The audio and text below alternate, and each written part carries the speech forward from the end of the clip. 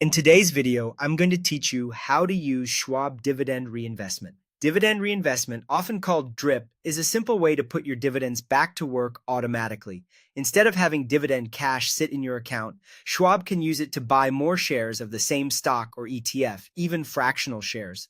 Over time, that can grow your holdings through the power of compounding, because each reinvested share can generate its own future dividends. Let's start with the most common setup for investments you already own. After you log into your Schwab account, head to the Accounts tab and open the Positions page. You'll see a list of your stocks and ETFs. Find the one you want to enroll in Dividend Reinvestment and look for the column labeled Reinvest.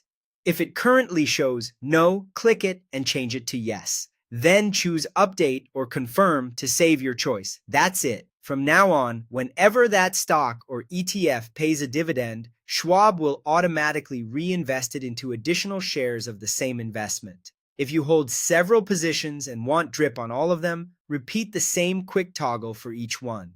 You can also turn on dividend reinvestment when you're buying something new. Go to the Trade tab and choose Stocks and ETFs. Enter the stock or ETF symbol and complete your order details as you normally would.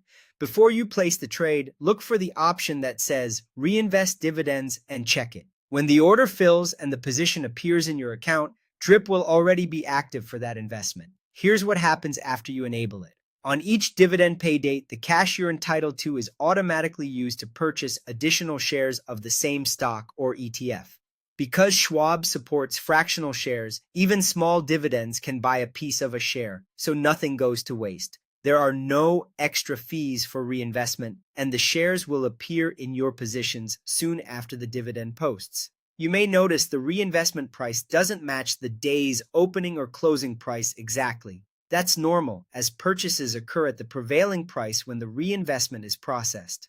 You can review the details in your account activity and confirm how many whole and fractional shares were added. If your goals change, you can turn DRIP off the same way you turned it on. Keep in mind, dividends are still subject to taxes even when they're reinvested, so it's helpful to keep good records. And that's all there is to it. Set it once, let it run, and let compounding do the heavy lifting over time.